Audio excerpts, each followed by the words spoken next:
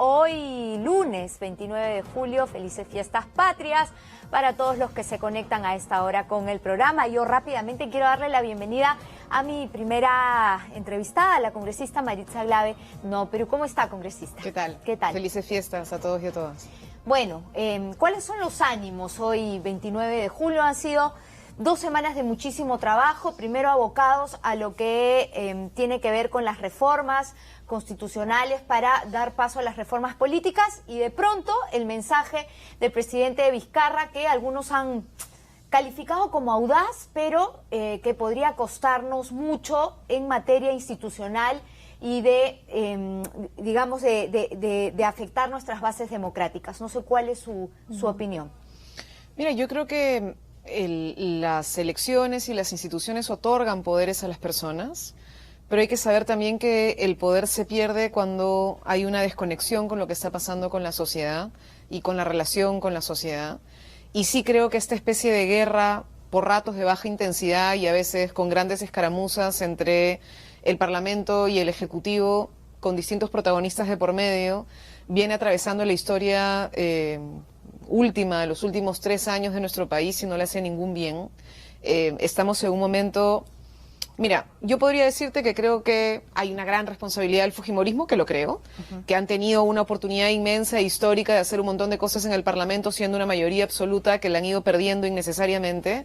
O podría decirte que el aprismo ha finalmente calentado las aguas para llevar a esto hacia una situación inmanejable, que lo de la inmunidad era evidente que iba a terminar llevándonos a la situación en la que estamos. Y puedo seguir, pero la verdad también tenemos responsabilidad nosotros y otras fuerzas políticas más, y el presidente también tiene responsabilidad en varias cosas.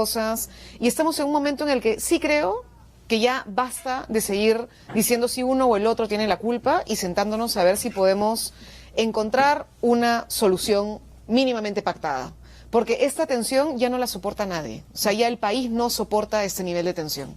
Entonces, o buscamos construir de manera consensuada un camino de adelanto de elecciones que nos lleve a una transición ordenada y democrática, o no hay forma de resolverlo sin que el que termine pagando pato es la gente. Por ejemplo, tú y yo, todo el mundo está preocupadísimo por lo que dijo el presidente, ¿no es cierto? ¿Alguien ha revisado los decretos supremos que han publicado ayer? En pleno mensaje a la nación, que incluso pueden suponer avances hacia los ceses colectivos. Nadie, nadie, porque el presidente está pudiendo gobernar por decreto con un ministro de Economía que es bastante irresponsable en un montón de cosas, en una política de competitividad que va en contra de la gente en un montón de temas, pero la tensión política es tan grande que no hay manera de ni siquiera atender ese tema, ¿no? Pero digamos que el clima político y en general es de incertidumbre. Lo que ha dicho en mensaje a la nación el presidente no ha terminado de acomodar un tema de crisis, sino al contrario, ¿no? Creo que el anuncio ha sido tan osado como incierto. Bueno, es un mensaje evidentemente osado. Nosotros no hemos tomado una posición oficial, mi bancada formalmente no ha tomado una posición oficial y la Comisión Política del Nuevo Perú tampoco, porque han dicho, y creo que tienen razón, que necesitamos leer el texto de lo que plantea el presidente. Sin leer ese texto no tengo cómo tomar una posición clara sobre exactamente qué cosa es lo que se está proponiendo o no. Yo lo que estoy diciendo acá lo estoy diciendo a título personal, porque finalmente he vivido este proceso, pero lo que genera más incertidumbre, Carla, es la situación en la que estamos. No podemos seguir teniendo esta situación de manera permanente. Cuando pasó lo de la cuestión de confianza y se votó la cuestión de confianza, todas las fuerzas políticas que votaron eventualmente a favor debieron asumir que eso suponía, por ejemplo, pasar los temas que se habían acordado ahí. No hacerlo con inmunidad era evidentemente volver a la misma situación cero antes de la cuestión de confianza. Entonces... tenemos que encontrarle una salida de continuidad, o sea, hay que romper este momento y pasar a otro momento, porque si no, vamos a seguir repitiendo la historia, que es la misma historia desde las elecciones del 2016. Pero nuevamente la cancha o la pelota está en la cancha del Congreso de la República, para que el público lo recuerde. Lo que ha pedido el presidente a través de un proyecto de reforma de ley es un adelanto. Todavía no llega el proyecto. Estamos especulando sobre la base de una reforma constitucional, o un proyecto que todavía no se ha alcanzado físicamente a los congresistas. Recién se los van a entregar el día miércoles. Eso es lo que ha anunciado el ministro Ceballos. Sí. De acuerdo. Y también el primer ministro Salvador del Solar. pero lo que busca el presidente Martín Vizcarra es adelantar las elecciones generales al 2020. Claro. El mensaje fue clarísimo, ¿no? Y él dar un paso al costado también, ¿no? Esto evidencia que hay un desgobierno que no puede, digamos, con el Congreso, y también podría ser que se declara, pues, no capaz de poder llevar a cabo ciertas reformas. Yo creo que lo que está... Las económicas, por ejemplo. A ver, sinceramente, el presidente tiene dos caminos. Avanzar en la polarización con el Parlamento y disolver el Parlamento a través del mecanismo de cuestión de confianza, o plantearle al Parlamento, miren, no se vayan solo ustedes, nos vamos todos. Y permitamos que el país avance a una solución política que nos permita una recomposición de fuerzas de cara al bicentenario.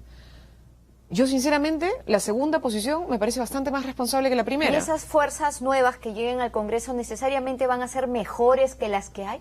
Porque eso era algo que se cuestionaba La composición siempre, que tenemos hoy, Carla, es insostenible.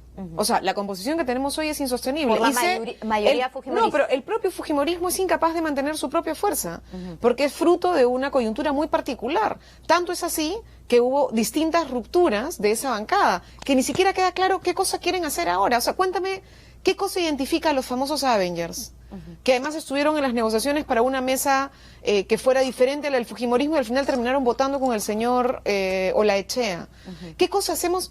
Por favor, yo les pido, y les pido también a los colegas de Fuerza Popular y de las otras bancadas en el Congreso, que escuchemos el discurso del señor Olaechea.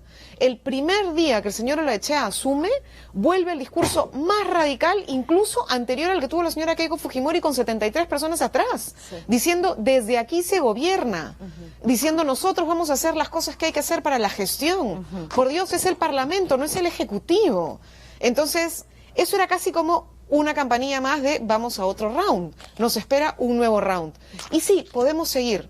No sé cuánto tiempo más podemos seguir en esta especie de guerra. Lo que a mí me preocupa es que en el medio hay una población que está teniendo problemas económicos, que está teniendo problemas serios porque sí está sintiendo que su bolsillo se está viendo afectado, que no siente que haya ninguna salida, ni del presidente, ni del Parlamento tampoco. Y que tenemos una situación de violencia enorme, de inseguridad enorme, y en medio de esto hay una guerrita por mi pugna de mi poder versus tu pugna de tu poder, y permitimos que el presidente gobierne con decretos pedidos por la CONFIEP, a mí me van a disculpar. La CONFIEP tiene dos fichas, una ficha en el Ministerio de Economía y otra ficha en la presidencia del Congreso, porque el señor Olaechea dio el discurso de la CONFIEP el día que asumió el cargo.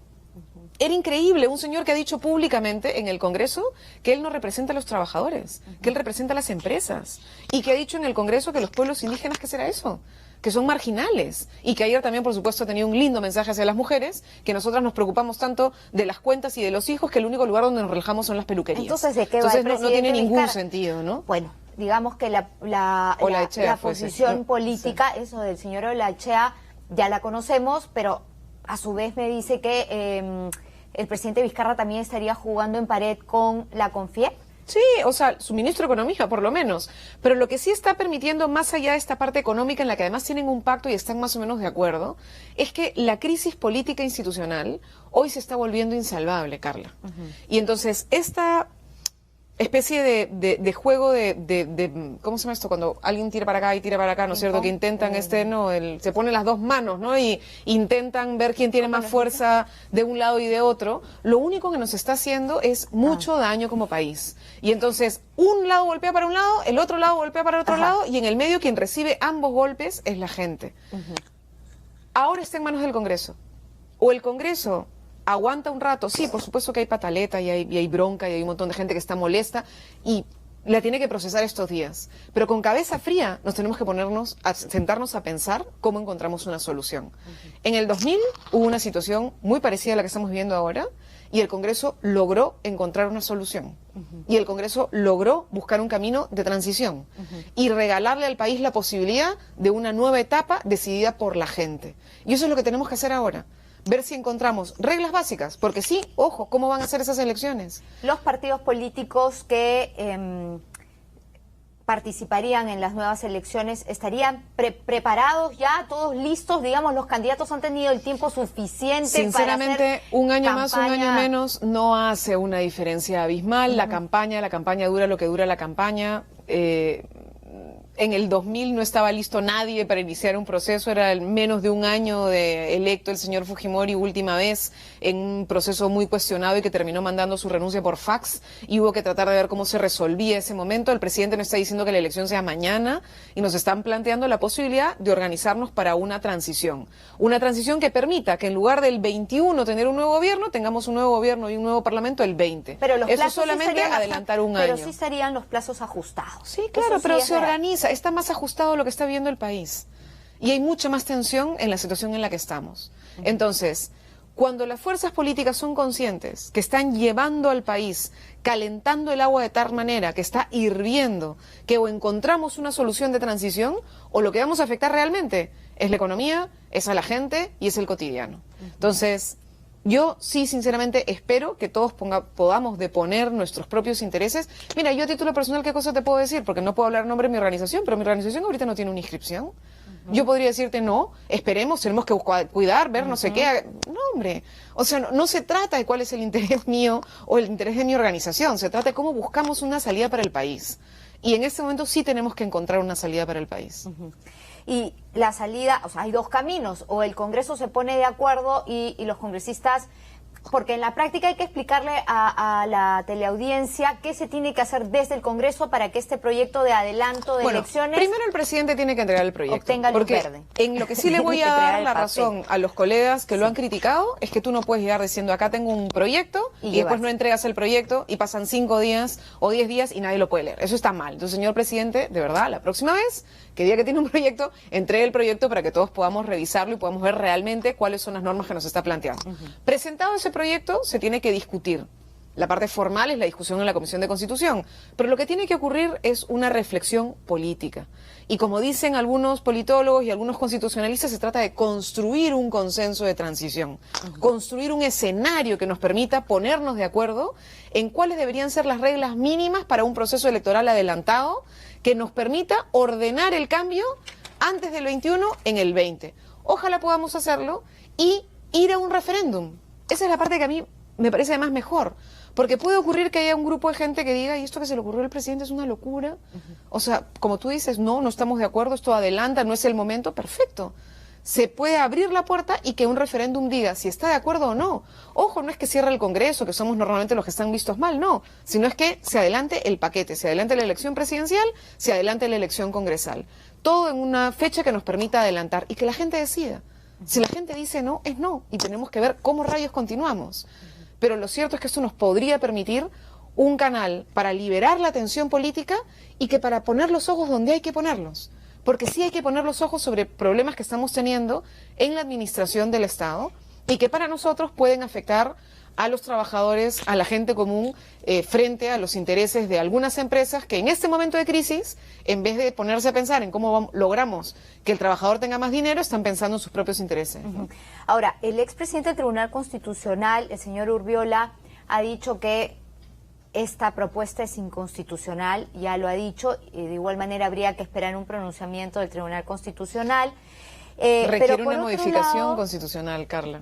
Obviamente hoy es inconstitucional, por eso lo que está planteando el presidente es una modificación constitucional. Porque algunos decían se sale de la Constitución, pero no decían es inconstitucional. No. ¿Cuál es el verdadero? Es claramente una posibilidad de modificación constitucional. Ya ha ocurrido antes que se acorten periodos por situaciones en las que pueda estar atravesando el país.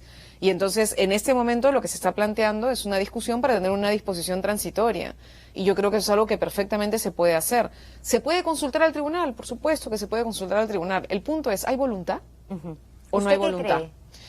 Yo ahorita creo que todo el mundo está hablando con el hígado y con la reacción primera, y estamos hablando todos a título personal, porque no hay forma que ninguna organización política se haya realmente sentado a pensar cómo va a salir para adelante, porque no hay cómo. Estamos en plenas fiestas, estamos en medio de sin texto a la mano. En fin, hay que esperar a que todos nos calmemos un poquito.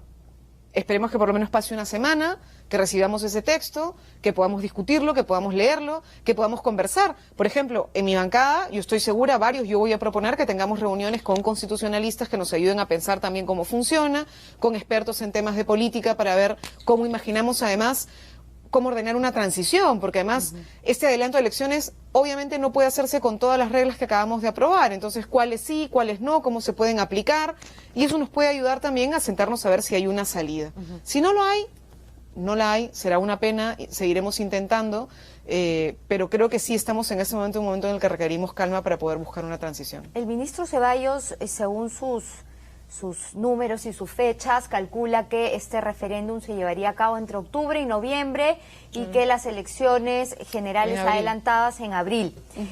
Sería la segunda vez que el presidente Vizcarra convoca a consulta popular, un tema de esta naturaleza. ¿No convertiría esto su gobierno en un gobierno plebiscitario, como algunos también han dicho? Mira, que todo lo lleva a consulta. Hay países absolutamente estables que tienen entre 15 o 16 consultas en un gobierno. Esta sería la segunda, no me parece mal. Más bien creo que en el Perú tendríamos que acostumbrarnos a que la gente nos consulten un poquito más y que los que están arriba no creen que puedan tomar decisiones porque se les ocurrió. ¿Usted sí cree en el criterio de la gente? Porque, digamos... Hombre, si no creyera en el criterio de la gente, no creería en la democracia. De acuerdo, pero, a ver, también es verdad que si uno sale con un micro y pregunta, eliminamos los peajes, todos quieren eliminar los peajes. Deberíamos eliminarlos. Incluso antes que sinceramente, de después de todo lo que hemos visto, pero es una barbaridad. No, claro. Digamos, es que sí es cierto, yo sí creo que tenemos que... Bajen los impuestos. Los impuestos directos a las personas deberíamos por lo menos empezarlos a discutir. Por ejemplo, Carla, ¿a ti te parece justo que un millonario pague los mismos impuestos que tú? Supongo que no, porque un millonario debería tener un mecanismo de redistribución mayor. Y entonces, hoy lo que termina ocurriendo en un país como el nuestro es que ese señor con muchísimo dinero o esa señora con muchísimo dinero paga el mismo impuesto por una lata de leche que una persona que con ajuste sí tiene un sueldo mínimo. Entonces, yo sí creo que la señora que tiene un sueldo mínimo o el señor que tiene un sueldo mínimo tiene todo el derecho del mundo de decir que no quiere pagar los mismos impuestos que un millonario. Y eso es parte de lo que tendríamos que discutir. Pero entonces, no se trata de ridiculizar lo que suelen ser discursos genéricos de la gente, sino ponernos a pensar cómo en democracia logramos convocar a la ciudadanía en una movilización activa más consciente de lo que está pasando en sus instituciones, ¿no? Finalmente, el mensaje del presidente, más allá del desenlace, que fue además de último minuto, el anuncio de adelanto de... No es un anuncio, sino es una propuesta. De mensaje, ¿no? Después de casi 1 hora, 20 minutos... Yo creo que quiso dormir al Parlamento nos despertó, de acuerdo, porque todos estaban con una cara, ¿no? de sueño y de cansancio increíble, contagiosa además para quienes ustedes, estábamos supongo, mirando, sí. Pero también se ha cuestionado una serie de contradicciones porque ha hecho muchos anuncios, pero no ha dicho cuál va a ser la ruta, cómo, el financiamiento, y lo peor es que habló mucho de cuáles serían las metas al 2021 y de pronto dijo, yo me voy en el 2020. Bueno, mira, el presidente tiene una estrategia política, eso está clarísimo, y es que gobierna sin muchas luces para resolver de una manera, a mí me parece incluso opaca en algunos temas vinculados a esta norma de productividad y competitividad, que puede ser una especie de regalito para los grandes empresarios, pero puede ser dañino para los trabajadores, y eso me parece peligrosísimo. Pero lo logra hacer porque logra pues una situación política tensa de la que no logramos salir, ¿no? Entonces, ni siquiera estamos pudiendo comentar el mensaje a la nación. A mí lo que más me gustó fue el tema de salud, por ejemplo. Ahora, ¿cómo vamos a hacer? Los colegios también anunció casi la construcción de 2.000 ahora, colegios. ¿cómo va a ser eso? No hemos podido aseguramiento ni verlo, universal, ¿no? pero no sabemos cómo. Y ya para cerrar, fue demagógico a la hora de hablar de economía, anunció un crecimiento de 3.5%, que tampoco sabemos cómo, si con o sin tía María, no sabemos cómo. Con o sin tía María, el crecimiento este año es exactamente el mismo. Tía María no va a afectar las cifras de este año. O sea que si no llegamos a 3.5 este año, no tiene nada que ver con tía María, sino tiene que ver con cómo se está desenvolviendo. Entiendo que hay un ajuste del propio Fondo Monetario Internacional para América Latina sobre expectativas de crecimiento en esta temporada. Y sí es cierto, eso no es demagogia, que hay una situación muy tensa global en esta tensión China-Estados Unidos que está afectando a varios países, incluido el nuestro. Lo que sí hemos dicho desde el Nuevo Perú, y que ha dicho la Comisión Política de mi partido, es que en un momento en el que casi estamos entrando en recesión para nosotros, porque sí se está afectando el trabajo de la gente en varias cosas, y la economía urbana sí se está frenando, frenar la inversión pública fue un error. Y la decisión del ministro de Economía de guardarse, en tener cuidado de no subir el déficit y con eso frenar el gasto, es una tontería.